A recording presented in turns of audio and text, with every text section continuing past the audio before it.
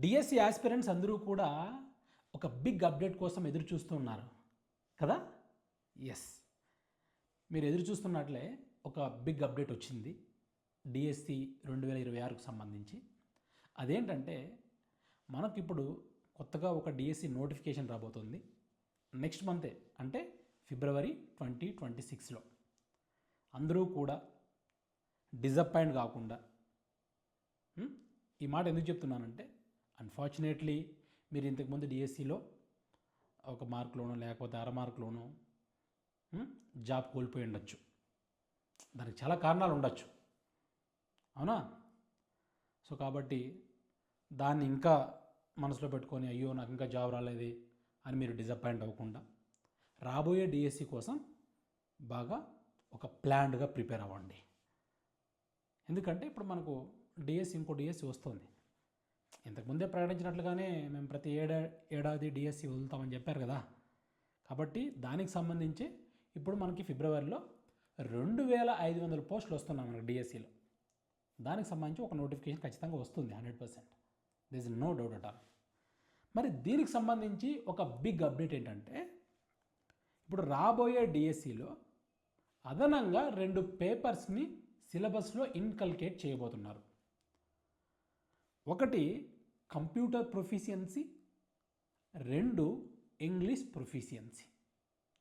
మీ అందరికీ తెలుసు ఇప్పుడు మారుతున్న పరిస్థితులకు అనుగుణంగా టెక్నాలజీ బాగా అడ్వాన్స్లోకి వచ్చేసింది కదా. ఇప్పుడు టీచర్లు కూడా అడ్వాన్స్ అవ్వాలి ఖచ్చితంగా, వాళ్ళ నాలెడ్జ్ని అప్గ్రేడ్ చేసుకోవాలనే ఉద్దేశంతోనే ఈ కంప్యూటర్ ప్రొఫిషియన్సీ ఒకటి, ఇంకొకటి ఇంగ్లీష్ ప్రొఫిషియన్సీని, ఈ 2 పేపర్స్ని మన డిఎస్సి సిలబస్లో ఇన్కల్కేట్ చేయబోతున్నారు. వెల్కమ్ చేయాల్సిందే ఖచ్చితంగా. ఆ డెసిషన్ని ఖచ్చితంగా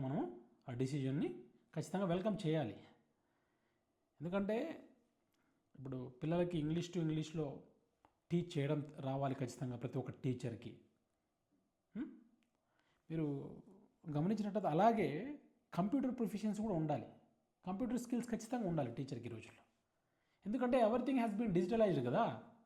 ప్రతి ఒక్కటి కూడా ఇప్పుడు డిజిటలైజ్ అయిపోయింది కదా. కాబట్టి ఎడ్యుకేషన్ సిస్టంలో కూడా ఖచ్చితంగా రెవల్యూషనరీ చేంజెస్ రావాలి.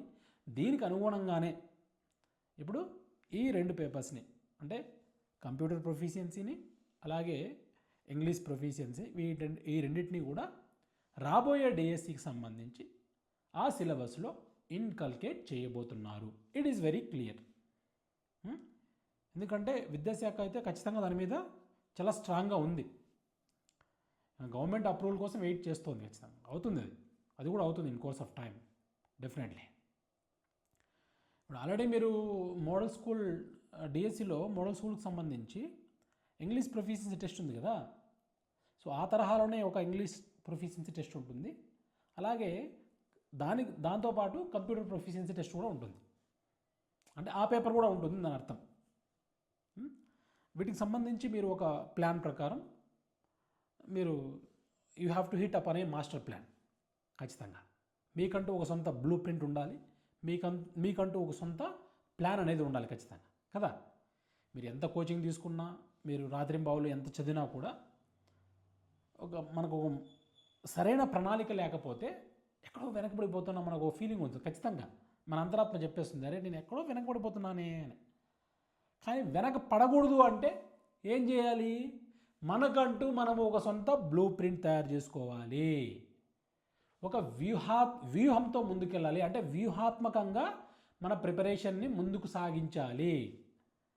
మీకు తెలుసు ఇప్పుడు కాంపిటీషన్ అనేది చాలా కట్రోత్ కాంపిటీషన్ ఉంది కదా. ఇప్పుడు కట్రోత్ కాంపిటీషన్ ఉంది కదా, హై కాంపిటీషన్ ఉంది కదా. మరి మనకు ఇవన్నీ తెలుసు కాబట్టి అప్పుడు మనం ఏం చేయాలి? ఉద్యోగం సంపాదించాలి అంటే ఏం చేయాలి? మన దగ్గర ఎక్స్ట్రాడినరీ స్కిల్స్ ఉండాలి. గుర్తుపెట్టుకోండి.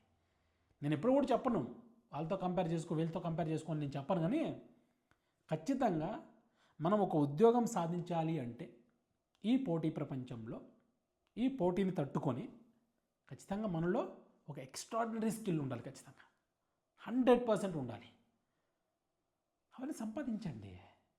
మీ వల్ల అవుతుంది ఖచ్చితంగా, ఎందుకు కాదు? ఎన్నో కష్టాలు పడి అన్నిటినీ ఎదుర్కొని ఇంతవరకు చదువుకొని వచ్చారు కదా, వీటి వరకు వచ్చారు కదా. టెట్ క్వాలిఫై అయ్యారు, టెట్లో మంచి మార్క్స్ కూడా సంపాదించారు. అలా కొంతమంది మొన్న కూడా టెట్ రాశారు. ఖచ్చితంగా ఇంకా అంటే ఆ స్కోర్ని మెరుగుపరచుకోవడానికి ఇంకా కొంతమంది కొత్త వాళ్ళు కూడా టెట్ రాసి ఉండొచ్చు, వాళ్ళు కూడా క్వాలిఫై అవుతారు, వాళ్ళు కూడా యాడ్ అవుతారు అదనంగా కాంపిటీషన్లో. అంటే కాంపిటీషన్ పెరుగుతుంది, అంటే రోజులు గడిచే కొద్దీ కాంపిటీషన్ పెరుగుతుంది. మొన్న 16,000 పైన పోస్టులు ఉన్నాయి కదా, మళ్ళీ అన్ని పోస్టులు ఇవ్వడం సాధ్యం కాదు కాబట్టి ఈసారి 2,500 వాటికి ఇంకా కొన్ని పోస్టు కూడా పెంచవచ్చు. ఇవన్నీ పెంచే అవకాశం కూడా ఉంది కాబట్టి, మనకు కంప్యూటర్ ప్రొఫిషియన్సీ ఉంది కాబట్టి, దాంతోపాటు ఇంగ్లీష్ ప్రొఫిషియన్సీ ఉంది కాబట్టి, వీటికి సంబంధించి ఒక ప్లాన్ వేసుకొని ఇప్పటి నుండే ప్రతిరోజు కొంత సమయం కేటాయించుకొని మన ప్రిపరేషన్ని ఫ్రూట్ఫుల్గా ఫుల్ ఫ్లెజ్డ్గా ముందుకు తీసుకెళ్ళాలన్నమాట. దీనికి సంబంధించి ఏం చేయాలి? సిలబస్ని ఒక కాపీని డౌన్లోడ్ చేసుకోవడం. సాఫ్ట్ కాపీ ఆల్రెడీ ఉంటుంది మన ఫోన్లోనో, మన కంప్యూటర్లోనో, మన ట్యాబ్లోనో ఉంటుంది. మనం ఒక ప్రింట్అవుట్ తీసుకొని పక్కన పెట్టుకోవాలి. సిలబస్ ఎప్పుడు కూడా చూస్తూ ఉండాలి. అరే సిలబస్లో ఏమేమి టాపిక్స్ ఉన్నాయి, నేను ఎంత కవర్ చేశాను, ఇంకా ఎంత కవర్ చేయాల్సి ఉంటుంది, ఇంకా టైం ఉంది కాబట్టి నేను ఇంకా ప్రిపరేషన్ని స్పీడప్ చేయాలి. అంటే టైం అంటే షార్ట్ డ్యూరేషనే కదా, మనకి లాట్ ఆఫ్ టైం ఏం లేదు, టైం ఉంది but short duration of time ఉంది కాబట్టి దీంట్లో నేను ఇంకా నా ప్రిపరేషన్ని స్పీడప్ చేయాలి. ఇంకా అదనంగా 2 పేపర్లని ఇన్కల్కేట్ చేస్తున్నారు కాబట్టి వాటికి సంబంధించి సిలబస్ని ఖచ్చితంగా మళ్ళీ వెబ్సైట్లో పెడతారు. మనకు పెట్టకపోయినా కొన్ని టాపిక్స్ ఇస్తారు అనేది మనకు ఖచ్చితంగా మనకు తెలుసు కదా. ఆ టాపిక్స్ సంబంధించి ఇప్పటి నుండే ఒక ప్లాన్ ప్రకారం వీటిని కూడా చదువుకుంటూ ముందుకు వెళ్ళడం అన్నమాట. గతాన్నే తలుచుకుంటూ బాధపడి కూర్చోకూడదు. అలాగని అక్కడ నాకు రాలేదు కాబట్టి అని వదిలేస్తే మనము ఈ బీఎడ్లు ఇవన్నీ చేసిన దానికి వాట్ ఈస్ ద యూజ్ చెప్పండి, అవునా కాదా? ఎవరైతే ప్రిపేర్ అవుతున్నారో మీ ప్రిపరేషన్ని స్పీడప్ చేయండి.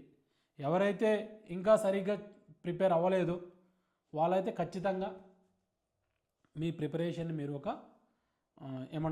ఒక ప్లాన్ ప్రకారము మీరు గాడిలో పెట్టాల్సి ఉంటుంది 100%.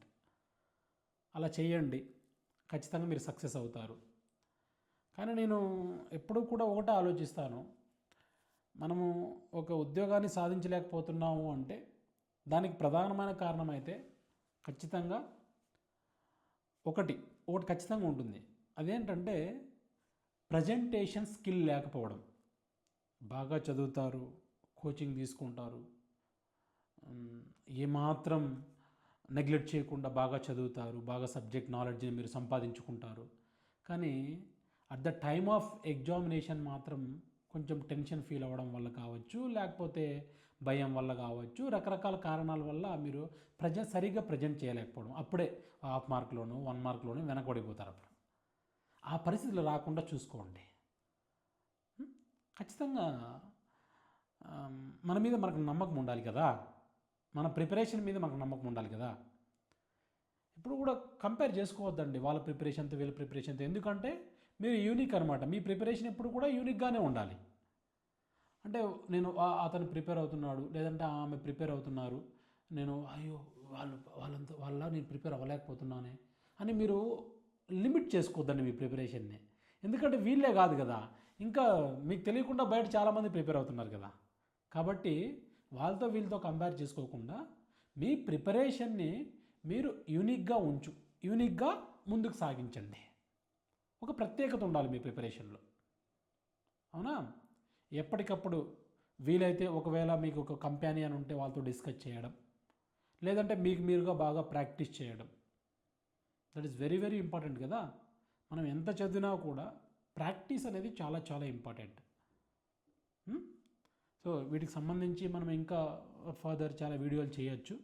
ఇప్పుడే యాజ్ ఆఫ్ నౌ అయితే మీకు ఈ విషయం చెప్దామని, ఏంటంటే మనకు డిఎస్సిలో మోస్ట్ ప్రాబబ్లీ ఖచ్చితంగా నోటిఫికేషన్ రావచ్చు, వస్తుంది కూడా అంటున్నారు. కాబట్టి దీనికి సంబంధించి 2500 పోస్టులు ఉన్నాయి. ఈ రాబోయే డిఎస్సిలో కొత్తగా 2 పేపర్లను కూడా చేరుస్తున్నారు. ఒకటి కంప్యూటర్ ప్రొఫిషియన్సీ టెస్ట్, ఇంకొకటి English proficiency. Computer proficiency as well as English proficiency. వీటి మీద బాగా పట్టు సాధించండి. ఏమాత్రం నిరాశ నిస్పృహలకు లోను కాకుండా చాలా జాగ్రత్తగా ఈసారి అయితే చాలా గట్టిగా ప్రయత్నం చేయండి. సక్సెస్ అవుతారు. I wish you all the very best. Thank you guys.